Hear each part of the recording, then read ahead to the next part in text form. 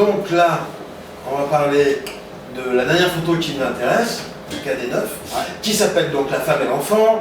Pareil, fait en 2016, hein, voilà, là, c'est juste le traitement des photos. Voilà, donc là, le contexte, c'est une femme hein, qui avec une valise, voilà, avec son manteau, etc.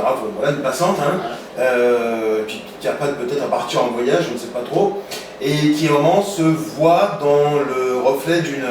C'est quoi, c'est l'aventure d'un restaurant, d'un hôtel? C'est un hôtel. C'est un hôtel, d'accord, ok. Et dans le reflet, elle se voit non plus avec une valise à la main, mais avec une petite fille. Ah, donc là, il y a plusieurs sous-lectures, plusieurs lectures. Ça peut être l'enfant qu'elle voudrait, c'est peut-être l'enfant qu'elle a eu. Ah oui. Que pour des circonstances plus ou moins malheureuses, elle n'a plus. Ouais, ouais. Donc voilà, il y a plusieurs prises. Plusieurs prises. Il y a plusieurs lectures. Donc là, alors je vais citer quand même les noms. La dame qui interprète cette dame ou cette maman, cette passante, c'est Sophie Lara. La petite fille qu'on voit dans le reflet, c'est Esther Lara. Et Catherine, toujours au maquillage, bien évidemment. Et donc là, il y a eu une anecdote aussi, mais par rapport à je vois un changement de propriétaire, c'est quoi le truc? Ah, puis celle-ci, il y a eu un cumul de mon côté, du côté on va dire Catherine. De mon côté, c'est que même chose, ça devait se faire à la Mur-sur-Azergue, au niveau de ma boulangerie. Elle a une super devanture vitrée qui est éclairée par des lumières qui viennent de la mer. Enfin, c'était top au niveau lumière. Et je crois que ça doit être le jeudi ou le vendredi. Quand je passe devant, il y a de l'aventure et il y a un grand encart comme ça qui est posé en plein milieu. Changement de propriétaire.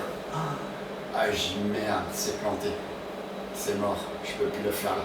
Le boulangerie était fermé, parce que c'est mort.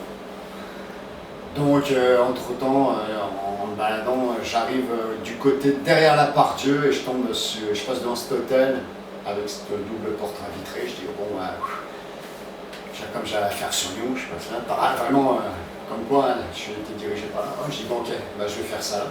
Et pratiquement dans le même temps, en discutant avec Catherine des derniers éléments, elle me dit les personnes qui voulaient participer à ce projet, la mère et la fille, la mère a zappé et elle est partie en week-end. Ok, d'accord. Le problématique, c'est que moi j'avais plutôt de week-end pour tourner ça, dans la mesure où le week-end suivant, je partais à Montréal pour 15 jours. Donc Catherine, heureusement, a d'autres connaissances, elle a appelé une autre de ses amis qui a bien voulu accepter le rôle. Et je me rappelle, Catherine qui travaillait l'après-midi, on a fait ça le lundi matin, au niveau de cet hôtel-là, donc le lundi matin, derrière la part-dieu. On a fait ça et j'ai pu clôturer ma 15e histoire avant de prendre l'avion pour Montréal, de faire le traitement sur place et de revenir pour faire les tirages et faire la présentation. Mais ça a été chaud. C'est facile ça de faire comme ça une photo en ville, je sais pas, avec les gens qui passent, tout ça, tu vois. Ouais, les gens sont pas... Ils sont quand même respectueux. Ah, d'accord. Même le propriétaire de l'hôtel est arrivé, il dit « qu'est-ce que vous photographiez quoi ?» Je dis « je photographie la personne qui marche là. » Bon, j'ai pas vraiment... Sinon, il y a... moi, j'ai jamais eu le cas où on vient te saboter ton travail. Les gens vont des fois vous regarder par curiosité, parce qu'ils ne savent pas, ils voient que tu as un appareil dans les mains, mais ils ne savent pas si c'est un film ou si c'est une photo. Donc, aussi, il faut dire que Catherine a beaucoup de flair, instinctivement. Quand j'étais la chercher, elle avait préparé tout le matériel, et quand je rentre, il y avait une valise de couleur rouge, un peu pétard, elle avait une valise un peu comme ça, mais rouge. Et puis elle prend toutes ses affaires, puis au dernier moment elle dit « Ah bah non, je prends pas la rouge, je vais prendre plutôt celle-là », elle ouvre sa porte d'une pièce, elle prend la... Et en fait il se trouve qu'en prenant cette valise-là, la colorimétrie rentre bien avec le personnage, parce que je ne savais pas comment était habillée sa copine, et ça faisait très assorti que la rouge aurait fait quelque chose de trop tranchant, quoi. Et donc c'est plusieurs fois Catherine est comme ça, d'un segment elle va changer la couleur d'un vêtement ou d'un accessoire, et ça va correspondre le jour de la prise de vue à l'équilibre de la photo. C'est le métier ça. Ah ouais, c'est vrai, c'est le métier. C'est le métier. Bien écoute, on est arrivé, en tout cas au terme des 9 photos dont on voulait parler un peu plus précisément. Il y en a d'autres qu'on retrouve dans l'album, la version album, sur ma chaîne, ou en présentation.